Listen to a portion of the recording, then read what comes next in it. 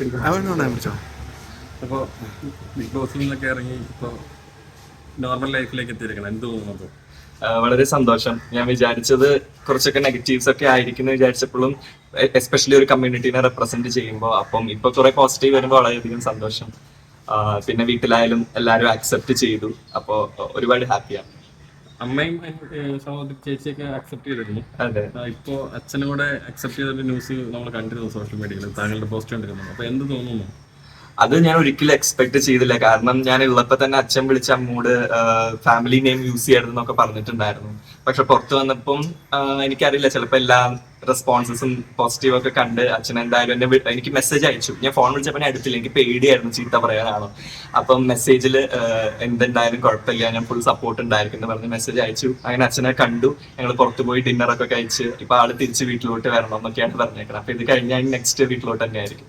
അച്ഛനെ ഫസ്റ്റ് കണ്ടപ്പോ എന്തായിരുന്നു ഒരു അത് ഭയങ്കര ഇമോഷണൽ ആയി, സർപ്രൈസ്. പക്ഷെ ഞാൻ ഒന്നും ഡിസ്കസ് ചെയ്യില്ല. അച്ഛനും പറഞ്ഞു ഒന്നും നമുക്ക് കഴിഞ്ഞതൊന്നും ഡിസ്കസ് ചെയ്യണ്ട, ലൈക്ക് ഒരു റീസ്റ്റാർട്ട് പോലെ എല്ലാം തുടങ്ങാം. ഇപ്പൊ നമ്മളത് ഇനി പറഞ്ഞാലും കുറെ ഓക്വേർഡ് ആവല്ലേ ഉള്ളൂ. അപ്പൊ അതുകൊണ്ട് തന്നെ പിന്നെ നല്ല ഹാപ്പി. അത്ര ഇപ്പൊ ഇറങ്ങിയതിനു ശേഷം ഭയങ്കര ജിൻഡോ ഭയങ്കരമായിട്ട് സപ്പോർട്ട് ചെയ്യുന്നുണ്ടായിരുന്നു. അപ്പൊ എന്താണ് ജിൻഡോ ചേട്ടൻ എന്നെയോ? അല്ല, താങ്കള് അല്ല, ഞാനത് ഇപ്പൊ സ്റ്റേജിൽ വെച്ചായാലും ഞാൻ ലാസ്റ്റ് ഇറങ്ങുമ്പം ജിൻഡോ ചേട്ടൻ അച്ഛനാണ് പോലെ ഫീലിംഗ് ഉണ്ടായിരുന്നു എന്ന് പറഞ്ഞിട്ട്, അത് ഞാനൊരു കമന്റ്സോ പുറത്തെ ഇത് നോക്കിയിട്ടല്ല ഞാൻ പറഞ്ഞത്.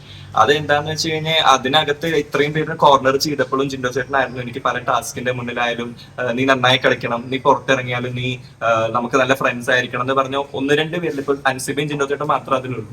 അപ്പൊ ഒബ്വിയസ്ലി ഞാൻ അങ്ങനെ ഒരു ഇത് എക്സ്പ്രസ് ചെയ്തതാണ്. പിന്നെ അതിനകത്ത് കുറച്ചെങ്കിലും ഒരു ഇന്നസെൻസ് ഉള്ള ഒരാളായിട്ട് എനിക്ക് ആളെ ഫീൽ ചെയ്തു.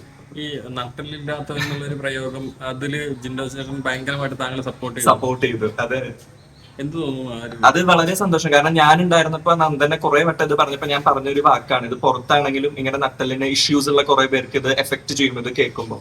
അപ്പൊ അത് സായി ആണെങ്കിലും നന്ദനെ ആണെങ്കിലും അത് കുറെ പുച്ഛിച്ച ആ സമയത്ത് ആരും നമ്മളെ സപ്പോർട്ട് ചെയ്തില്ല. പക്ഷെ ഇപ്പൊ ജിൻഡോ ചേട്ടൻ അത് പറഞ്ഞപ്പോൾ എനിക്ക് തോന്നുന്നത് സായി തന്നെ പിരികേറ്റി നന്ദനെ കൊണ്ട് പറയിപ്പിച്ചതാണെന്ന് തോന്നുന്നു അന്ന് ലാലേട്ടന്റെ എപ്പിസോഡിൽ.